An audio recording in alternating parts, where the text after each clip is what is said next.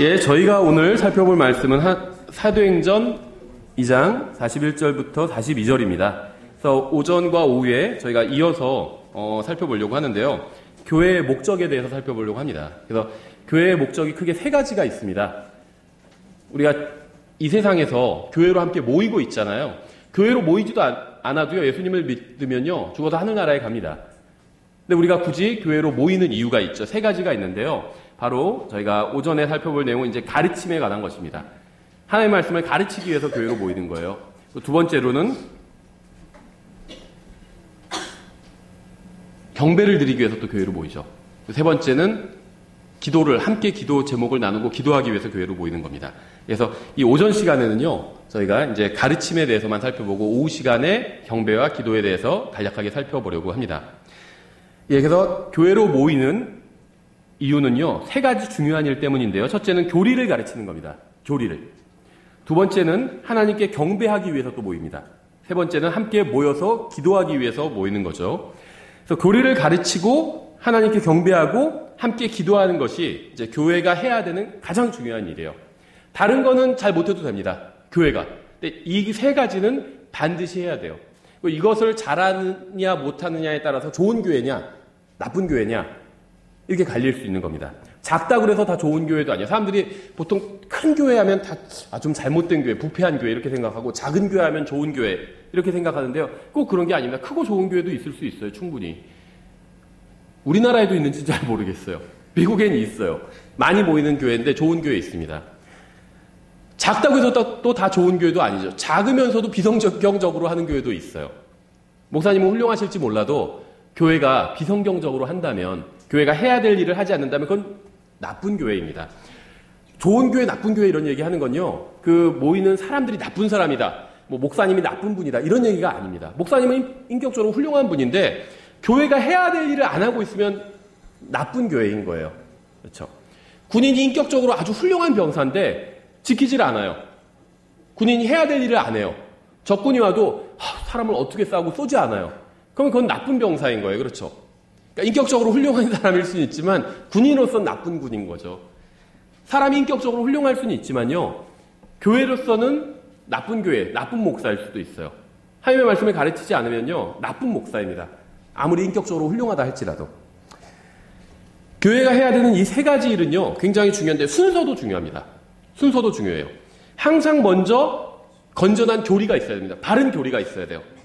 바른 교리가 없다면요, 우리가 드리는 경배와 기도는 엉터리가 돼버려요. 그래서 경배를 드린다고 지금 이 시간에 많은 교회들이 모여 있잖아요. 그런데 잘못된 경배를 드리는 교회도 있어요. 왜냐하면 하나님의 말씀을 제대로 배우지 못했기 때문에 잘못된 것을 하면서도 그게 바른 경배라고 생각하는 사람들도 있다는 거죠. 또 기도를 하는데요, 기도한다고 다 옳은 게 아니에요. 잘못된 기도하는 사람들도 많이 있어요. 하나님의 뜻에 반대되는 기도들이 있거든요. 하나님의 말씀대로 하지 않는 기도는 다 잘못된 기도예요. 이기적이고 잘못된 기도 굉장히 많이 있어요. 따라서 교회가 모이면 가장 먼저 해야 되는 것은요, 바로 하나님의 말씀을 제대로 가르치는 겁니다. 하나님의 말씀을 제대로 가르쳐야 제대로 하나님을 섬기고요, 제대로 주님께 경배하고요, 또 제대로 기도할 수도 있는 겁니다. 본문을 보시면요, 사도행전 2장 41절부터 42절 두 절인데요. 짧으니까 한번 다 같이 읽어보겠습니다. 사도행전 2장 41절부터 42절. 자, 찾으셨으면 다 같이 읽겠습니다. 시작. 그때 그의 말을 기쁘게 받아들인 사람들이 침례를 받음에 바로 그날에 3,000혼가량이 그들에게 더해지니라. 그들이 흔들리지 아니하며 사도들의 가르침과 교제 안에 머물고 빵을 떼며 기도하더라. 아멘. 잠깐 기도하겠습니다. 하나님 아버지, 주님께서 주신 말씀으로 인해서 감사드립니다. 저희가 어느덧 주님의 은혜 가운데 창립 5주년이 되었습니다. 저희가 정말 앞으로 나아갈 길을 위해서 정말 지금까지 저희가 하나님의 말씀대로 했는지 또 돌아볼 수 있도록 도와주시고, 또 앞으로는 저희가 모든 잘못된 것들을 버리고 주님의 말씀대로 할 수 있도록 도와주시기 원합니다. 예수님의 이름으로 기도드렸습니다.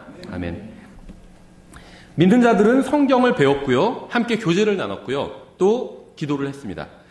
믿는 자들이 모여서 한 일 중 가장 먼저 나온 게 바로 이 사도들의 가르침이라고 성경 말씀하고 있어요. 이 가르침이란 말은요, 영어로는 닥트린입니다. 닥트린, 교리. 오늘날 그 뜻이 그러니까 오해받고 있는 단어들이 있는데요. 이 교리가 전 대표적이라고 생각해요. 성경에 나오는 어떤 단어들이 이제 부정적인 단어들이 있고요. 죄는 부정적이죠. 성경에 나오지만 또 긍정적인 단어들이 있어요. 이 교리라는 말은요, 긍정적인 단어입니다. 성경에서 부정적으로 쓴 경우는 아주 극히 일부분이에요. 그러니까 바리새인들의 교리, 곧 누룩을 조심하라 이렇게 말씀하셨죠. 그거는 부정적으로 사용된 거죠. 그 외에는요, 다 긍정적으로 사용됐습니다. 그러니까 뭐 95% 이상이 긍정적으로 사용됐어요. 그래서 사람들이, 믿는 사람들이 모여서요, 사도들의 교리에 머물렀다고 합니다. 사도들의 가르침에 머무른 거예요. 이게 뭘까요? 하나님의 말씀이에요. 하나님의 말씀. 그래서 성경에서는요, 사도행전을 보시면요, 이 하나님의 말씀을 여러 가지로 표현하고 있는데, 교리라고 표현할 때도 있고요, 또 믿음이라고 표현할 때도 있어요. 믿음은 우리가 무엇인가 믿는 게 믿음이잖아요. 근데 성경은요, 사도행전에서는요, 교리를, 하나님의 말씀을 믿음이라고 표현할 때가 있습니다. 그렇게 생각하시면서 읽어보시면요, 문맥이 이해가 돼요. 계속해서 좀 문맥을 더 보면요, 6장에 이렇게 되어 있어요. 6장 1절에 그 무렵에 제자들의 수가 크게 늘어났는데 그리스만 하는 사람들이 자기들의 과부들이 날마다 주는 배급에서 빠짐으로 히브리 사람들에게 불평을 터뜨리니라. 목회를 하려는 사람들은요, 사람들의 불평을 감수할 수 있어야 됩니다. 앞에 서게 되잖아요. 그러면 욕먹을 각오가 되어 있어야 된다는 거예요. 앞에 서는데 욕을 안 먹을 수는 없습니다. 아무리 잘해도 욕을 먹을 수밖에 없어요. 그거는 대통령도 마찬가지인 것 같아요. 뭐 시장도 마찬가지고, 대통령이 아무리 잘해도 욕 먹을 수가 있죠. 100% 다 지지, 그런 건 없죠. 북한이나 러시아 이런 데선 그런 거 나오죠. 대통령 선거하면은 뭐 99표 맞고 그러더라고요. 최근에도 뭐 중국에서도 무슨 주석 뭐 찬반 투표했는데 1000몇백 표가 찬성이고 2표가 반대고 뭐 이런 식으로 나왔죠. 반대가 2표가 있기 때문에 민주주의다 막 그랬다고 하는데, 글쎄요, 그런 걸 민주주의라고 보기는 어렵죠. 반대를 받을 수밖에 없습니다. 그렇죠. 앞에 선 사람 반대를 받을 수밖에 없어요. 그래서 목회를 하려는 생각을 갖고 계신 분이 있다면요, 그걸 감수할 수 있어야 돼요. 욕먹을 각오가 돼 있어야지 목회를 할 수 있는 겁니다. 교회는 항상 불평이 있어요. 불평이 있다고 해서 그게 잘못된 교회다 이렇게 볼 수는 없습니다. 지상에 있는 교회에서는 항상 불평이 있습니다. 이 사도들이 모인 교회, 예루살렘 교회였죠. 바른 교회였죠. 여기서도 불평이 있었어요. 계속해서 2절에 이에 12사도가 제자들의 무리를 자기들에게 불러 이르되 우리가 하나님의 말씀을 버려두고 상을 섬기는 것은 합당하지 아니하니 그러므로 형제들아 너희는 너희 가운데서 정직하다는 평판이 있고 성령님과 지혜가 충만한 사람 일곱을 찾아내라. 우리가 이 일을 그들에게 맡기고 오직 우리는 계속해서 사도와 말씀 사역에 전념하리라 하니라. 집사란 말은 안 나와요. 그래서 이게 집사가 아니다 이렇게 주장하는 분이 있는데요. 그럼 이게 집사가 아니면 뭐죠? 여기서 상을 위해서, 그렇죠, 교회에서 먹는 문제, 이런 다른 문제들, 이런 문제, 그러니까 말씀과 기도를 인도하는 것, 이거 외에 다른 문제들을 맡기 위해서 7을 세운 거죠. 근데 집사라는 말이 안 나온다고 해서 이건 집사가 아니다 이렇게 주장하는 분들인데, 그럼 집사가 아니면 뭐죠 이게? 집사인 것 같아요. 그렇죠. 그래서 정직하다는 평판이 있어야 되고요. 성령님과 지혜가 충만한 사람 7을 찾아내며 이제 사역자로 세우겠다는 거죠. 이 시대는요, 자아중심적인 세대예요. 자아중심적인 시대. 오늘날 교회도요, 자아중심적인 사람들로 가득 차 있습니다. 자기 위주예요. 자기 위주. 성도들의 모든 사적인 요구까지 다 해결해 주는 것은 이건 목사의 임무가 아닙니다. 목사의 임무는요, 성경을 가르치는 거예요. 제가 여러 번 말씀드렸죠. 성경을 잘 가르치고 다른 것을 잘 못한다. 그럼 목사 일을 일단은 100점이라고 할 수는 없겠죠. 근데 낙제하지는 않은 거예요. 성경을 잘 가르치고 다른 것도 잘한다. 그러면은 그건 완벽한 목사고 100점이겠죠. 근데 성경을 다른 건 다 잘하는데 성경만 못 가르친다. 그럼 그건 낙제한 겁니다. 성경은 잘 가르치는데 다른 건 다 못한다. 낙제는 안 한 거예요. 일단 자격은 있는 겁니다. 만약 하나님의 말씀에는 관심이 없고 다른 것을 요구한다면 그것은 그리스도인의 삶에 관심이 없는 겁니다. 목사에게는요, 하나님의 말씀을 요구해야 돼요. 하나님의 말씀을 가르쳐달라고, 바르게 선포해달라고. 사도행전 6장에 나온 교회는요, 문제가 있었습니다. 당시의 교회에서는요, 과부들에게 무료로 음식을 배급해주고 있었어요. 과부의 이제 자격도 나와 있죠. 60세 이상이고 신실한 믿음 생활을 한 사람이어야 되고 이런 자격들이 있어요. 과부들에게 이제 무료로 음식을 배급해주고 있는데요. 여기서는 이제 자녀도 없고 조카도 없어야 된다는 또 전제도 있죠. 성경에 보면. 근데 배급이 제대로 이루어지지 않는다고 불평하고 있어요. 대부분의 교회에서 사람들이 불평하는 게 무엇인지 아세요? 자기는 다른 사람들을 섬기지 않으면서 왜 다른 사람이 자기를 섬기지 않는지에 관해서 불평을 합니다. 이 교회는 뭐가 없고 왜 이런 거 프로그램이 없고 자기를 그런 프로그램으로 섬겨줘야 된다는 거죠. 자신이 섬김을 받아야 되는데 제대로 섬김을 받지 못하고 있다고 불평하는 거예요. 이게 모든 교회와 가정의 문제입니다. 내가 섬겨야 돼요. 내가. 가정에서도 교회에서도. 그럼 아무런 문제가 없습니다. 그래서 아무도 자기를 섬겨주지 않는다고 해서 자기한테 관심 갖고 자기를 잘 대해주지 않는다고 하면서 그 교회를 떠나면서 뭐라고 하는 줄 아세요? 그 교회엔 사랑이 없어. 그러고 떠나요. 실제로 그런 분들 많이 봤어요. 독립침례교회에서도 많이 봤습니다. 아, 이 교회는 딱 보니까요. 저는 어디든지 가면은 문제점을 딱 제 눈에 보이거든요. 그러면서 이 교회는 딱 보니까 사랑이 없어요. 또 어떤 프로그램이 부족합니다. 이런 얘기해요. 그래서 저는 그런 얘기를 하는 사람들한테 항상 그 얘기를 해주거든요.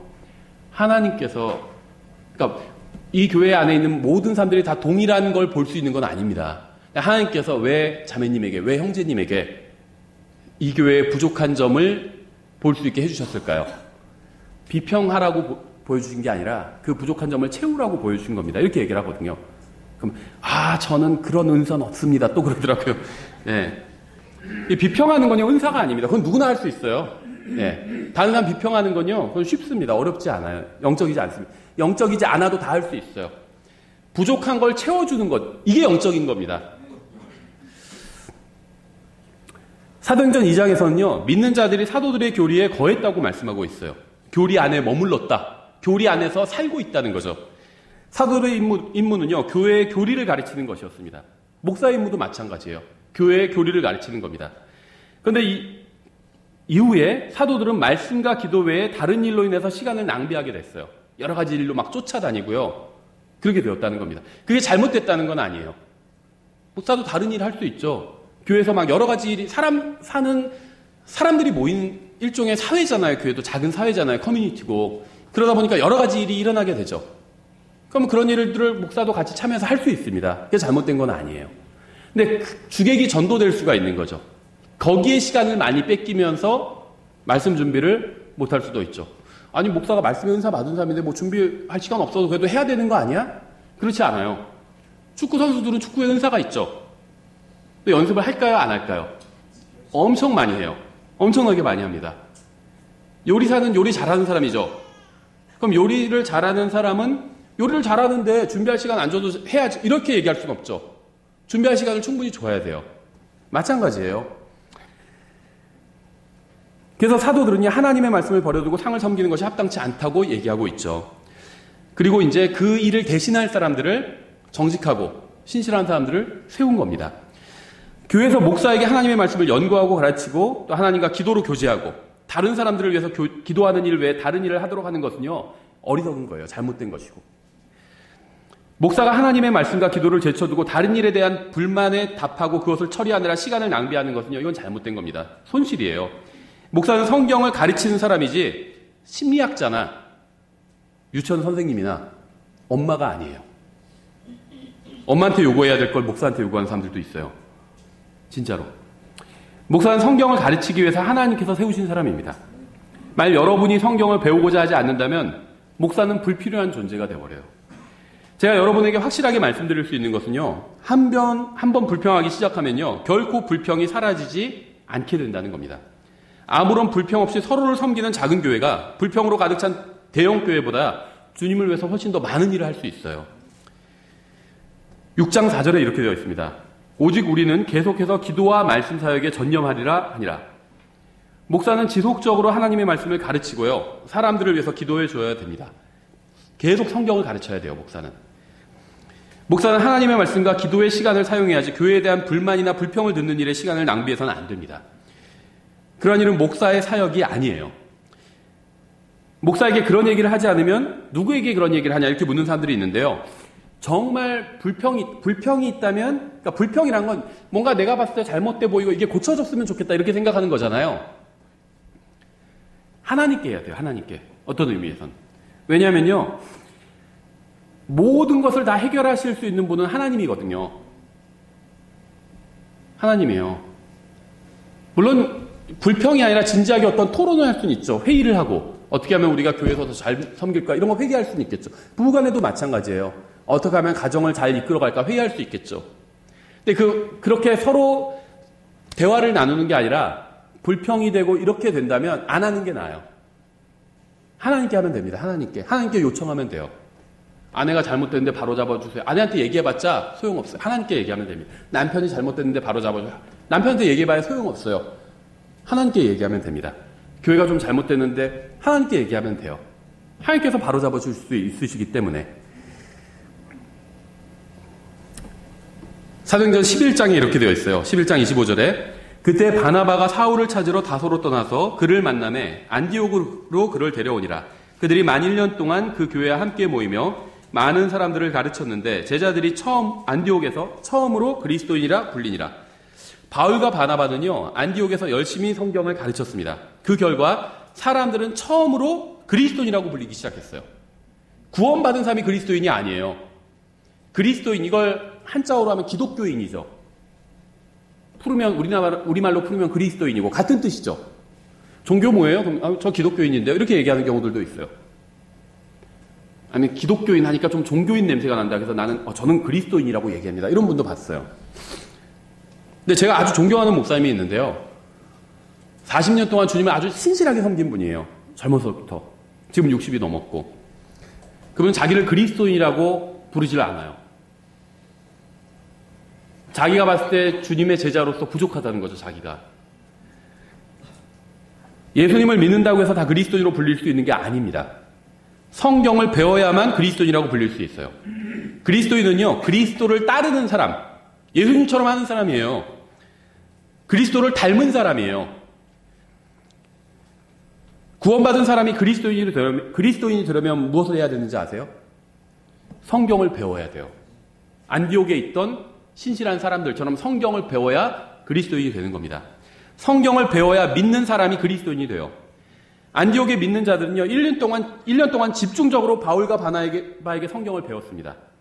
안디옥에서 믿는 자들이 모인 이유는요, 하나님의 말씀을 배우기 위함이었어요. 교회가 모이면 뭐 해야 되는지 아세요? 하나님의 말씀을 가르쳐야 돼요.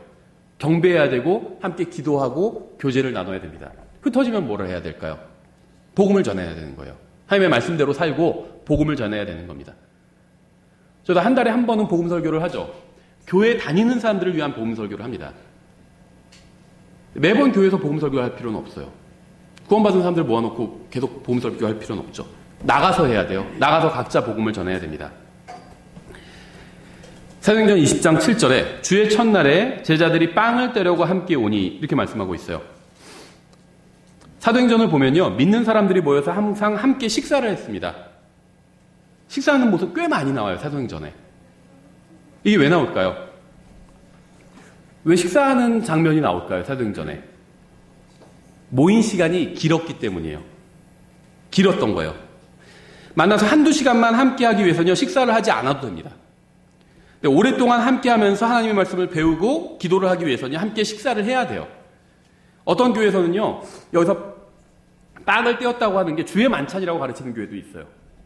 그래서 매주 주의 만찬 하는 교회가 있습니다. 이게 주의 만찬이다 이렇게 주장하면서. 근데 꼭 그렇지는 않아요. 여기서 주의 만찬이라고 표현하고 있지 않잖아요. 문맥을 보면요, 이건 주의 만찬이 아닙니다. 왜 그런지는 계속 읽어보면 알 수 있는데요. 20장 7절 계속 바울이 이튿날 떠나려고 그들에게 말씀을 선포하며 모이니까 뭘 했죠? 말씀을 선포했죠. 계속해서 한밤중까지 말을 하니라. 한밤중까지 설교했어요. 저도 독립침례교회에서는요, 설교가 긴 편에 속해요. 목사님들이 저한테 담대하다고 그러더라고요. 용감하다고. 요즘 그렇게 하는 사람이 어디 있냐고. 30분에서 길어야 40분이면 끝난대요. 저는 1시간에서 1시간 10분 하잖아요. 요즘은 조금 짧게 했죠. 한 40분짜리도 많이 하고. 오늘은 다시 담대하게 설교를 하려고 합니다. 긴 설교예요, 약간. 예. 바울은요, 밤늦게까지 설교했어요. 밤늦게까지. 그렇죠. 한밤중까지 설교했죠. 이건 꽤 늦은 시간이죠, 한밤중은. 바울은 긴 시간 동안 설교하고 성경을 가르쳤습니다. 긴 시간 동안 성경을 공부하기 원하지 않는 사람들이 있어요. 성경에도 나오죠. 누굴까요? 유두고란 젊은 청년이었어요. 어떻게 되는지 아시죠? 8절에. 그들이 함께 모인 다락방에 등불을 많이 켰는데 다 하나님 말씀 봐야 되니까 등불 많이 켰겠죠. 유두고라는 어떤 젊은이가 창문에 걸터 앉아 있다가 깊은 잠에 빠지니라. 바울이 오랫동안 말씀을 선포하며 그가 졸다가 3층 다락방에서 떨어져서 죽은 채 일으켜지니라. 죽은 몸을 일으켰다는 거죠. 설교 시간에 조는 분들은요, 계속 창가에 앉으면 안 돼요. 떨어질 수 있으니까. 바울은 오랫동안 말씀을 선포했습니다. 유두고가 떨어져서 죽었을 때 일단 바울의 설교가 중단이 되겠죠. 떨어져 죽었는데도 계속 설교하지는 않겠죠. 일단 스탑했겠죠.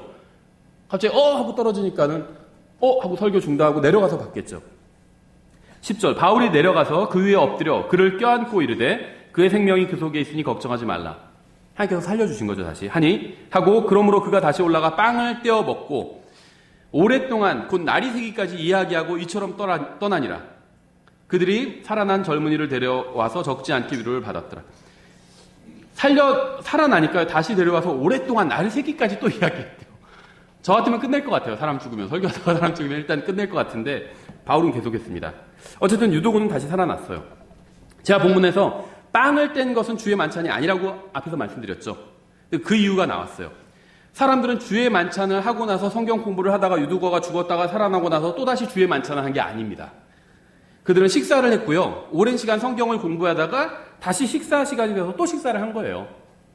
날이 새끼까지 있다고 하잖아요. 저녁 먹고 하나님 말씀 성경 공부하다가 저녁 먹었어요. 저녁 때가 되니까. 그리고 계속 또 성경 공부를 더 했습니다. 매일 이랬다는 건 아니죠, 물론. 일주일 내내 이랬다는 건 아니에요. 그리고 성경 공부하고 하나님 말씀 듣다가 날이 새기까지. 날이 샜으니까 뭐 해야 돼요? 아침 먹어야 되잖아요. 또 아침 먹은 거예요. 식사 시간이 돼서 식사한 겁니다. 이들은 모임을 주의 만찬으로 시작해서 주의 만찬으로 끊는 게 아닙니다. 그런 교회는 아무 교회도 없죠. 바울이 긴 시간 동안 성경을 가르칠 수 있었던 이유는요. 무엇에 있었을까요? 사람들이 성경을 배우고자 했기 때문이에요. 사람들이 하나님의 말씀을 계속해서 듣기 원했기 때문에 바울은 긴 시간 동안 설교했던 겁니다. 어떤 분들은요. 휴가 때 멀리 가지 않고 멀리 가봐야 사람들 많으니까 집에서 휴가를 보낸다는 분들이 있어요. 집에서 뭐 하냐고 하니까 그동안 보고 싶었던 영화를 본다. 시리즈로 막 3편까지 나온 거 3편까지 다 본다. 밀린 드라마를 본다. 그런 분들이 있더라고요. 10시간 동안 봐요. 그래서 드라마를. 밥 막 먹어가면서. 그게 어떻게 가능할까요? 그게 좋아하니까, 자기가 그 드라마 좋아하니까. 그렇죠. 마찬가지예요. 근데 하나님의 말씀은 왜 그렇게 볼 수가 없을까요? 좋아하지 않으니까요. 간단합니다.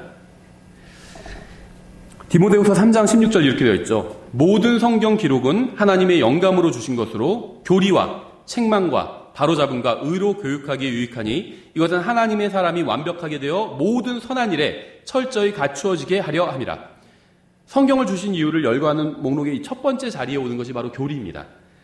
성경은 비상시에 사용하기 위해서 집에 비치해두는 어떤 비상 상비 약이 아니에요. 밥이요, 밥. 일용할 양식이에요. 비상 구급 약이 아니라는 거죠.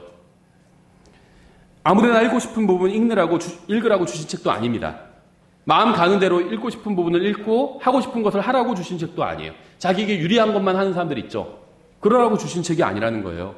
성경을 처음부터 끝까지 바르게 나눠서 정확하게 배워야 됩니다. 그렇지 않으면요, 여러분은 잘못된 길로 가게 돼요. 성경은 이 세상에 있는 그 어떤 책보다 훨씬 더 위험한 책이 될 수도 있어요. 제대로 연구하지 않으면 잘못된 길로 가게 될 수 있기 때문에.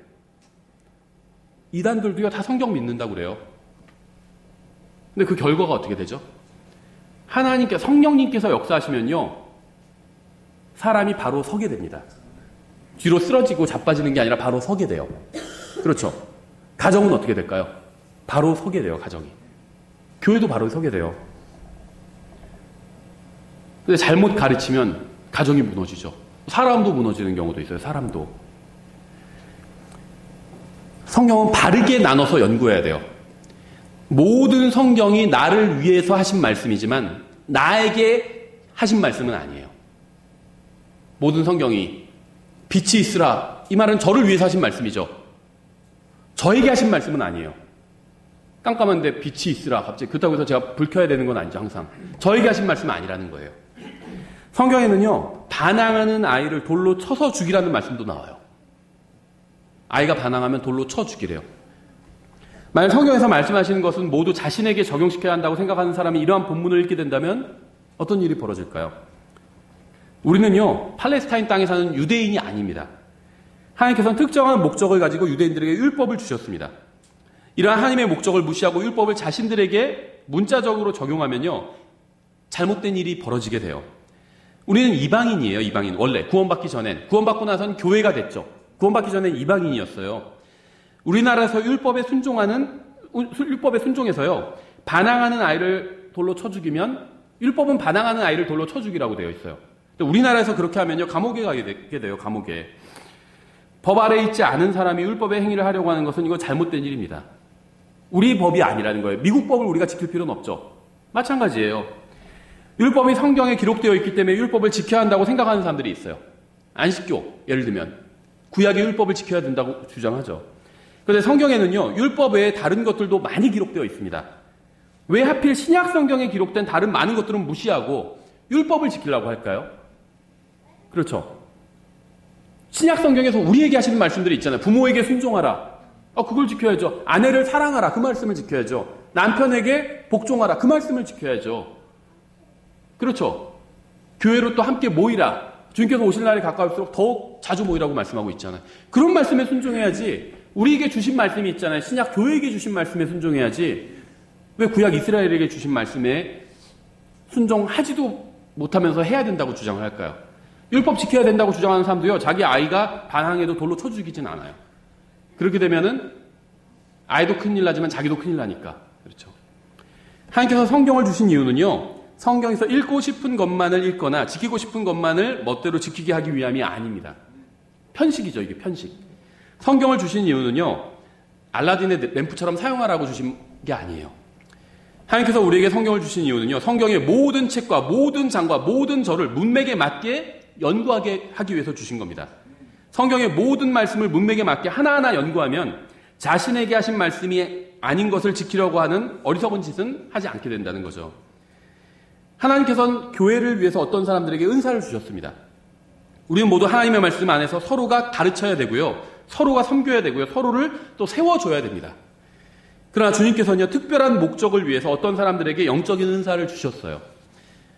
에베소서 4장 11절에 나와 있죠. 그분께서 더러는 사도로, 더러는 대언자로, 더러는 복음 전도자로, 더러는 목사와 교사로 주셨으니. 이 목사와 교사는 한 사람을 말하는 거예요.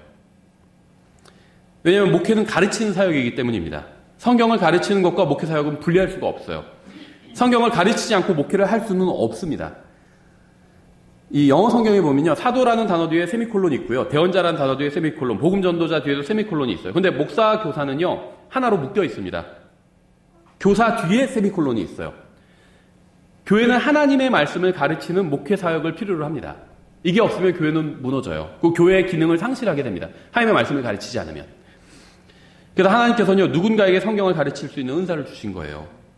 아무리 훌륭하고 선하고 경건하고 위대한 그리스도인이라 할지라도요, 성경을 가르칠 수 없다면 절대 목사가 되어서는 안 됩니다. 그런 사람이 목사가 되면 결국 교회는 성경을 모르는 사람들이 가득 차게 될 뿐이에요. 교회가 성경을 모르면 성경에서 말씀하시는 것 외에 다른 것을 찾게 됩니다. 성경을 모르니까. 성경 모르는 교회는 어떻게 되는지 아세요? 이 세상이 하는 일을 하려고 그래요. 또 크리스마스 같은 거 기념하고요.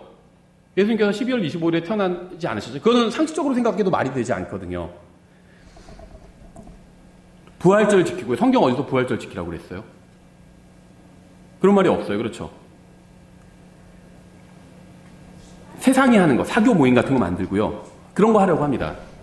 성경을 가르칠 수 있는 은사를 받은 목사가 없으면 항상 교회에 와도 아무것도 배우지 못하기 때문에 그렇게 되는 거예요. 12절에 이렇게 되어 있습니다. 이 목사 겸 교사를 교회에 주신 이유를 설명하고 있는데요. 이것은 성도들을 완전하게 하고 섬기는 일을 하게 하며 그리스도의 몸을 세우게 하려 함이라. 성도들을 완전하게 하고 그리스도의 몸을 세우는 데 필요한 은사를 열거하면서 표적을 행하는 은사, 이렇게 다 빠져버렸어요. 고린도전서에 나오는 은사들이 다 빠져버렸다는 거죠. 소위 말하는 방언의 은사, 이런 것도 없죠, 여기에. 이것은 성도들을 완전하게 하고 그리스도의 몸을 세우게 하는 것이 아니기 때문입니다. 방언과 병고침 이런 은사를 주신 적이 있었어요, 과거에. 근데 이것은요, 다른 목적이 있어서 주신 것이지 안 믿는 유대인들을 믿게 하기 위해서 주신 일시적인 표적이었죠. 성도들, 이미 믿는 사람들이 성도죠. 성도들을 완전하게 하고 세우는 일을 하게 하는 데는 방언이나 신유나 이런 게 필요가 없습니다. 하나님의 말씀이 필요해요. 하나님의 말씀이. 기적을 행하는 은사도 그리스도의 몸을 세우는 것과는 관련이 없습니다. 그렇다면 성도들을 완전하게 하고 그리스도의 몸을 세우는 데 필요한 은사가 무엇일까요? 하나님의 말씀을 가르칠 수 있는 은사예요. 어떻게 해야 그리스도인답게 사는지 이걸 알아야 그리스도인답게 살 수가 있는 거죠. 그리스도인답게 사는 사람들이 많이 모여 있어야 교회가 든든하게 서가는 거죠. 13절, 마침내 우리가 다 믿음과 하나님의 아들을 아는 것에서 하나가 되어 완전한 사람에 이르고 그리스도의 충만하심에 장성한 분량에까지 이르리니. 건전한 교리 없이는요, 어떠한 올바른 연합이 없어요. 하나님의 말씀을 가르쳐야 진정한 연합이 있습니다.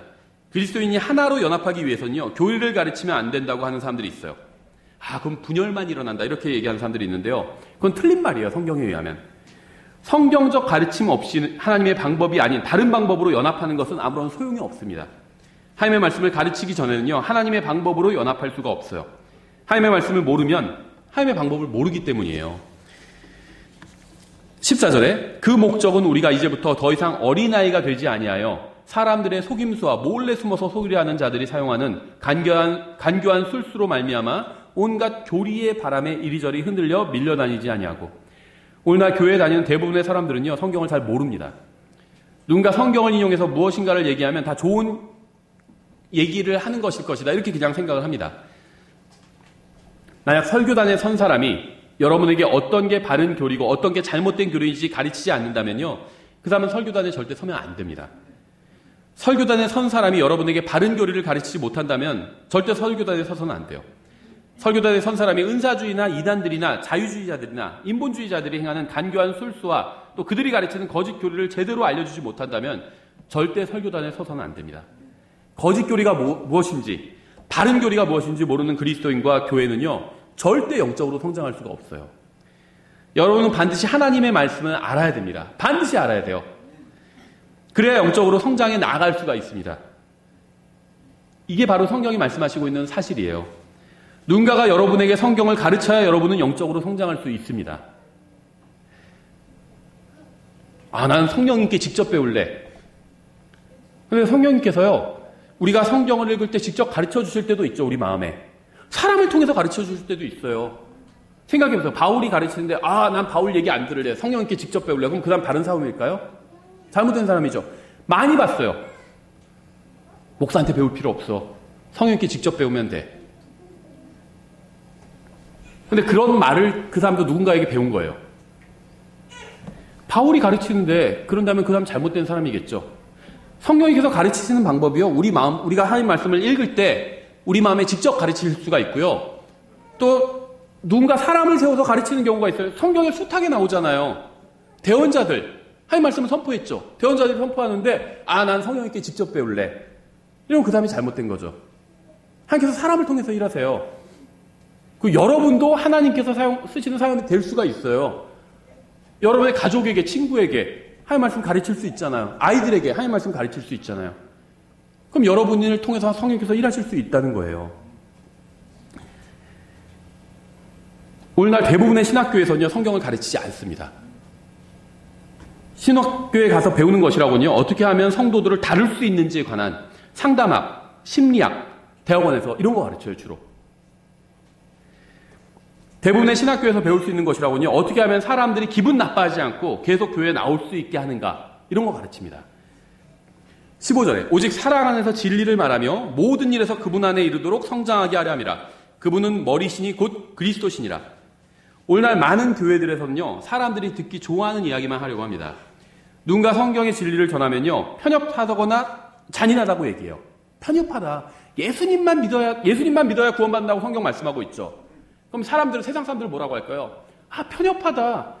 너무 잔인하다. 예수님 안 믿는 사람 그러면 훌륭하게 살았는데 예수님 안 믿고 죽은 사람은 지옥에 간다는 거잖아. 너무 잔인하다. 이렇게 얘기합니다. 그럼 구원받은 사람들은 다 뭐라고 그러죠? 진리는 하나밖에 없어요. 그렇죠? 예수님만 믿어야 구원받을 수 있습니다. 다른 길은 다 잘못된 길이에요. 이렇게 얘기하죠. 구원받은 사람들은. 근데 성경 얘기하면 또 달라져요. 진리는 오직 예수님밖에 없습니다. 지금 연합해서 이렇게 얘기를 했는데, 그리고 나서 이제 다른 성경은 하나밖에 없습니다. 이런 얘기하면 또 편협하다 이렇게 얘기해요. 자기도 예수님만 믿어야 된다고 얘기했던 사람이 그 세상 사람들이 편협하다고 하면 진리는 편협할 수밖에 없습니다. 정답은 하나밖에 없습니다. 4 더하기 4는 8뿐이 없지 7도 답으로 해달라 그렇다고 해줄 수 있는 게 아니잖아요. 편협하다 왜 8만 답이냐 이럴 수 없어요. 그렇죠? 진리는 편협해요. 하나밖에 없어요. 정답은 구원자는 예수님밖에 없죠. 한 분밖에 없어요. 바른 말씀도 서로 다르다면 하나는 잘못된 거예요. 둘 다 잘못됐던지 둘 다 바를 수는 없다는 거죠. 진리는 편협해요. 사람들은 이러한 진리를 편협하다고 잔인하다고 말할지 모르지만 하나님께서는 이러한 진리를 전하는 사람들과 믿는 사람들에게 복을 주십니다. 16절에 그분으로부터 온 몸이 각 부분의 분량 안에서 효력 있는 일에 따라 모든 마디가 공급하는 것에 의해 꼭 맞게 함께 결합되고 들어차서 몸을 자라게 하여 사랑 안에서 스스로를 세우느니라. 이 교회에 대한 말씀이에요. 그리스도의 몸에 대한 말씀이죠. 뭘 계속 강조하고 있을까요? 사랑 안에서란 말을 강조하고 있죠. 사랑 안에서. 사람들을 사랑해야 됩니다. 기독교는요, 기본적으로 사랑의 종교예요. 사랑의 종교.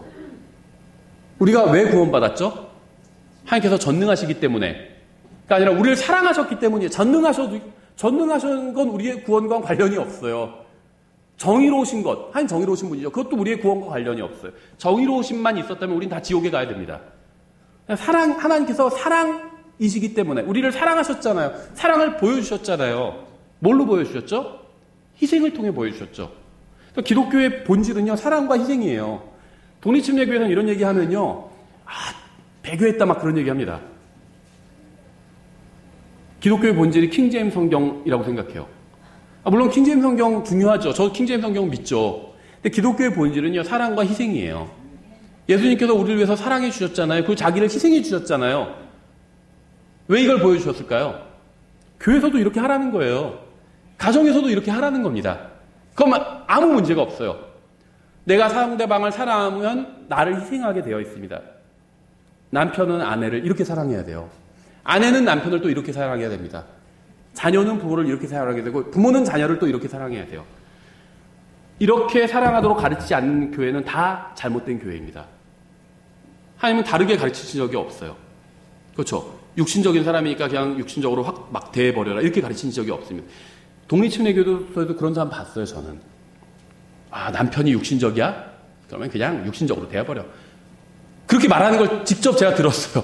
아내가 육신적이야? 육신적으로 대해버려. 예수님께서도 우리를 육신적이니까 육신적으로 대하셨다면 우리는 아무도 구원받지 못했을 거예요. 육신적인 사람한테 내가 영적이라면 영적으로 대해야죠. 더 희생해줘야죠. 그 사람한테. 예수님은 우리를 위해서 희생해 주셨잖아요. 사랑해야 돼요. 상대방을. 그리고 진리를 말해줘야 됩니다. 사람들을 사랑하되 진리를 말해줘야 돼요. 사랑하면 진리를 말해주게 됩니다. 사람들을 사랑하면 성경을 가르쳐주게 됩니다. 자녀들을 진짜 사랑하면 자녀들에게 성경을 가르쳐주셔야 돼요. 근데 이미 다 커버린 자녀는 이제 어쩔 수 없어요. 그거는. 예. 자녀가 30살이다, 40살이다, 어쩔 수 없습니다. 40살이나 너 여기 좀 앉아봐봐 하면서 애 다루듯이 그렇게 다룰 수가 없어요. 아직 어릴 때 가르쳐야 됩니다. 하나님의 말씀을. 언제까지 성경을 가르쳐야 될까요? 항상 가르쳐야 돼요. 항상. 1년 내내. 밤새도록. 어떤 날은. 성경을 가르쳐야 돼요. 여러분이 그리스도인으로서 성장할 수 있는 방법은요, 단 하나밖에 없어요. 여러분은 하나님의 말씀을 배워야 됩니다. 하나님의 말씀을 배우지 않고는요, 절대 영적으로 성장할 수가 없습니다. 여러분이 하나님의 말씀을 열심히 배울수록 그만큼 더 영적으로 빠르게 성장할 수 있어요. 영적 성장의 비결은요, 이처럼 단순합니다. 성경만 많이 안다고 해서 영적으로 성장하는 건 아니죠. 근데 성경을 알아야 돼요. 모르고는 성장할 수가 없습니다. 디모데전서 4장 1절에 이렇게 되어 있어요. 이제 성령께서 분명히 말씀하시기를 마지막 때 어떤 사람들이 믿음에서 떠나 유혹하는 영들과 마귀들의 교리에 주의를 기울이리라 하셨는데 이들은 위선으로 거짓말을 하며 자기 양심을 뜨거운 인두로 지진 자들이라. 이들이 혼인을 금하고 음식물을 삼가라고 명령할 터이나 음식물은 하나님께서 창조하사 진리를 믿고 아는 자들이 감사함으로 받게 하셨느니라. 성경에 의하면요, 육식을 금하고 음식을 금하고 초식만 해야 된다. 이런 거 다 마귀의 교리입니다. 다 먹어야 돼요. 하나님께서 먹으라고 하셨잖아요. 이런 주장을 하는 사람들은요, 더러운 영에 미혹된 거예요. 이 혼인을 금하고도 마찬가지죠. 결혼보다 먼저 하나님 말씀이 먼저다.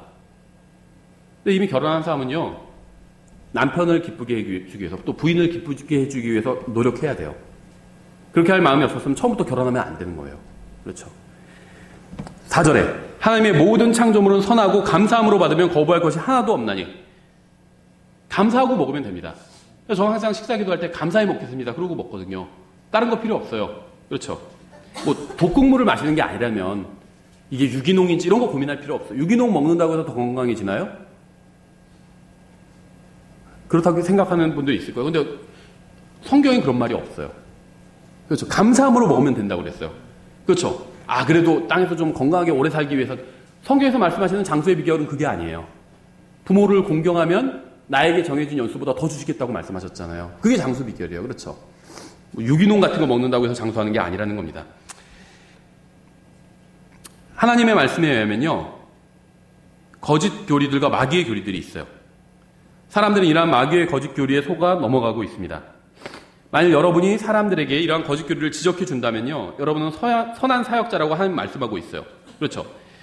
하나님의 모든 창조물은 선하고 감사함으로 받으면 거부할 것이 하나도 없나니 그것은 하나님의 말씀과 기도로 거룩히 구별되었느니라. 내가 형제들에게 이것들을 기억하게 하면 내가 도달한 믿음의 말씀들과 선한 교리의 말씀들로 양육을 받는 예수 그리스도의 선한 사역자가 되리라. 하나님의 말씀을 제대로 가르치면요, 선한 사역자가 된다는 겁니다. 목사에게만 해당되는 말씀이 아니에요. 가정에서 아버지, 어머니에게도 해당되는 말씀이죠. 또 친구들에게 하나님 말씀 제대로 가르쳐주면요, 선한 사역자가 되는 거예요. 예수님께서는요, 여러분을 구원해 주셨습니다. 예수님께서는 사람들을 그들의 죄들에서 구원하고자 하셨죠. 만약 죄를 죄라고 얘기하지 않는다면 어떻게 해서 죄에서 구원할 수 있을까요? 사람들이 듣고 싶어하는 것만 이야기해서는요, 사람들을 결코 구원할 수가 없습니다. 이미 구원받은 사람들도 마찬가지예요. 그들이 잘못하고 있는데 그 잘못을 지적하지 않는다면 어떻게 잘못을 바로잡고 영적으로 성장할 수가 있을까요? 7절 이렇게 되어 있어요. 그러나 속되고 늙은 부녀들이 꾸며낸 이야기들을 거부하고, 이게 뭘까요? 속되고 세상적이죠. 늙은 부녀들이 꾸며낸 이야기들을 거부하고, 드라마, 아닌가, 꾸며낸 이야기예요. 드라마. 그렇죠. 현실적으로는 전혀 불가능한 이야기들. 도리어 하나님의 성품에 이르도록 스스로 훈련하라. 이 세상에는요, 진리가 아닌 꾸며낸 것들이 있습니다.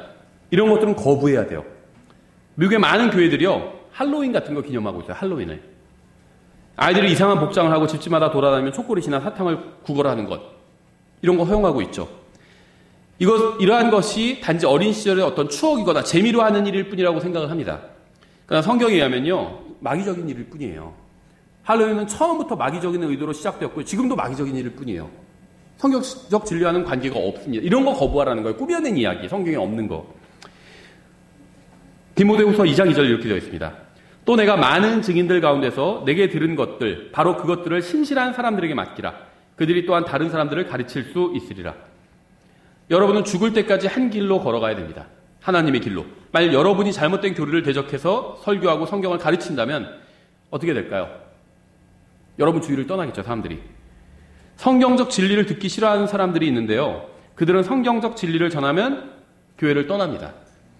그러나 그렇다고 해서 사람들이 듣기 좋아하는 것만 얘기하고 성경적 진리를 전하는 것을 멈춰서는 안 되죠. 여러분이 사역을 하는데 누군가 성경적 진리를 듣기 싫어하고 교회를 떠난다고 해서 실망할 필요가 없어요. 누군가 떠나는 대신요, 하나님께서 누군가를 또 보내주실 겁니다. 그러므로 성경적 원칙 안에 거해야 돼요.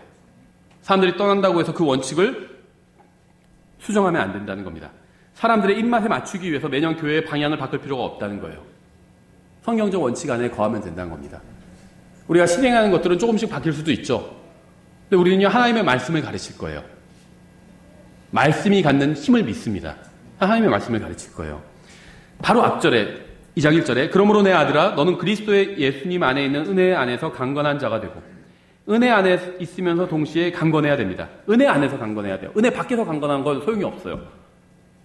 혈기만 센 거죠. 은혜 밖에서 강건. 은혜 안에서 강건해야 돼요. 은혜에 연약해서도 안 됩니다. 은혜가 넘쳐야 돼요. 은혜가 강해야 됩니다. 하나님은 은혜가 풍성하신 분이죠. 우리도 그래야 돼요. 근데 하나님께서 은혜가 풍성하신 분인데 누구에게 은혜를 풍성히 베풀어 주시나요?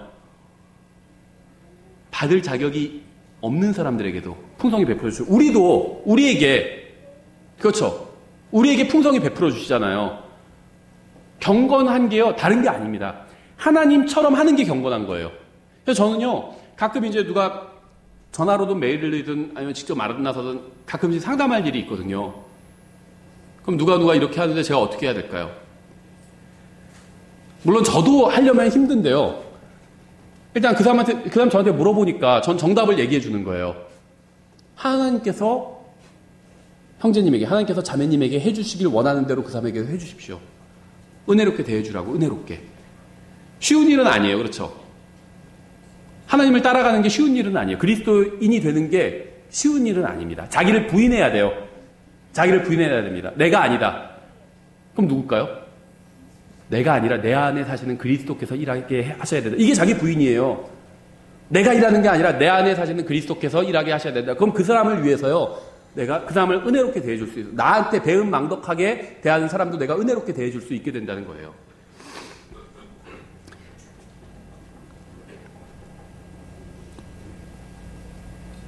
(2절에) 또 내가 많은 증인들 가운데서 내게 들은 것들 바로 그것들을 신실한 사람들에게 맡기라. 그들이 또한 다른 사람들을 가르칠 수 있으리라. 제가 여러분에게 가르치면 여러분은 다른 사람에게 가르칩니다. 그렇죠? 우리 교회에서는 목사님 말씀 아이들이 알아듣질 못해요. 여러분이 가르치면 돼요, 아이들에게. 그렇죠? 저도 이해가 안 돼요. 그런 분이 있어요. 그럼 성경을 읽으세요. 성경 안 읽어서 이해가 안 되는 거예요. 왜냐면 스토리를 모르니까. 드라마 중간부터 보면, 예를 들면 70회짜리 드라마인데 40회부터 보면 이해가 안 될 수 있잖아요. 스토리를 모르니까. 그럼 어떻게 하죠? 앞에 것들 막 먼저 보잖아요. 똑같아요. 성경 왜 이해가 안 될까요? 스토리를 모르니까요. 성경을 모르니까. 다른 사람한테 가르쳐야 돼요, 여러분도. 그럴 책임이 있어요. 신약교회가 계속해서 신약교회로 이어질 수 있었던 것은요, 믿는 자들이 계속해서 신약교회의 교리를 다른 사람들에게 가르쳤기 때문이었습니다. 많은 교리와 운동이 나왔다가 사라졌어요. 그러나 지난 2000년 동안 사람이 구원받는 방법은 동일했습니다. 구원받는 사람이 영적으로 성장하는 방법도 동일했어요. 구원은 항상 예수 그리스도의 피로 받았죠. 영적으로 성장하는 하나님 말씀으로 성장했어요, 항상. 우리는 하나님께서 정하시고 복 주신 교리에 머물러 있어야 됩니다. 어떤 특별한 운동을 벌이거나 프로그램을 개발하려고 할 필요가 없습니다. 하나님의 말씀을 가르치고 전하는 것은 항상 가장 효과적인 일이었고요. 앞으로도 그럴 거예요. 하나님의 말씀을 가르치고 전하는 것 외에 다른 프로그램이 필요한 게 아닙니다. 하나님의 말씀을 가르치고 전하는 것을 제쳐두고 다른 일을 찾을 필요가 없어요, 우린. 디모데전서 6장 1절 이렇게 되어 있습니다. 멍에 아래에 있는 종들은 다 자기 주인들을 모든 존경을 받게 합당한 자로 여길지니 이것은 하나님의 이름과 그분의 교리가 모독을 받지 않게 하려 함이라. 우리는 잘못을 행함으로 하나님의 이름을 모독하게 할 수 있고요. 하나님의 교리를 모독하게 할 수 있습니다.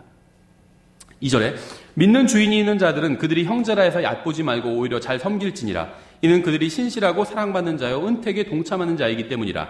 이것들을 가르치고 권면하라. 만일 어떤 사람이 다른 식으로 가르치고 온전한 말씀들 곧 우리 주 예수 그리스도의 말씀들과 하나님의 성품에 따른 교리에 동의하지 아니하면 그는 교만하여 아무것도 알지 못하고 오히려 논쟁과 말다툼을 좋아하는 자니라. 이로써 시기와 다툼과 욕설과 악한 추측이 생기며 또 마음이 부패하고 진리가 없어 이득이 하나님을 따르는 것이라고 생각하는 사람들의 비뚤어진 언쟁이 생기나니 너는 그러한 자들로부터 떠나라. 성경을 배우지 못하면요, 아무것도 또 알지 못하게 돼요. 아주 기본적인 것도 알지 못하게 됩니다. 성경 배우지 못하면.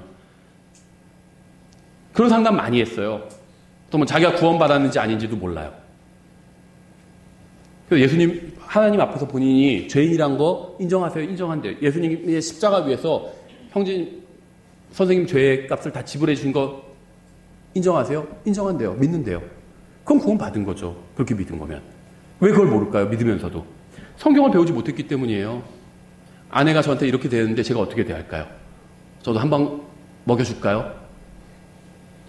왜 그런 걸 모를까요? 남편이 이렇게 하는데 제가 어떻게 해야 될까요? 왜 그걸 모를까요?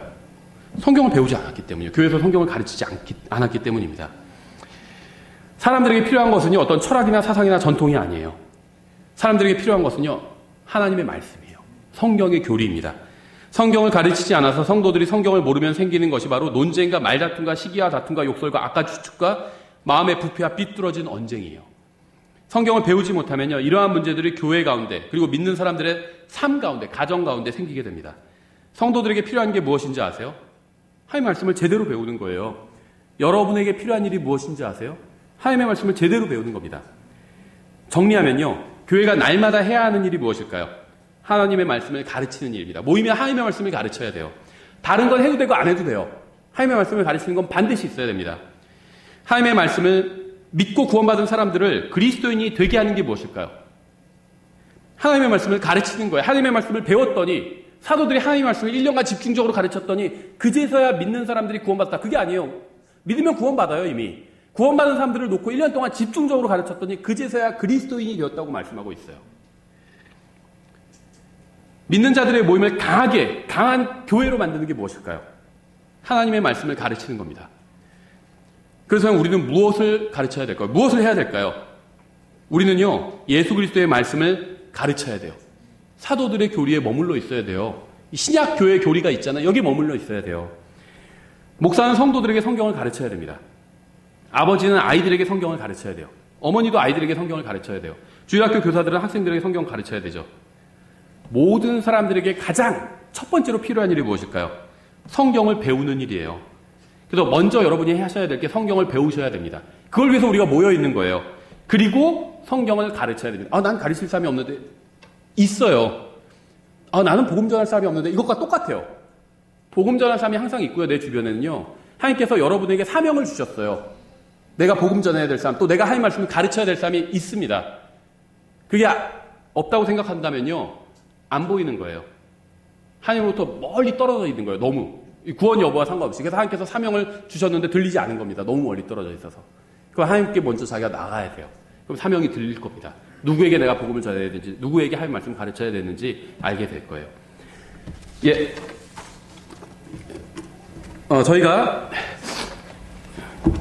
네 번째, 마지막 주일이기 때문에 오늘 주의 만찬을 하도록 하겠습니다. 이 주의 만찬은요, 구원 받으신 분들은 다 참여하실 수가 있어요. 저희 교회 회원으로 가입하지 않으신 분들도요, 주의 만찬에 구원 받으시고, 왜냐하면 이것은 예수님의 살과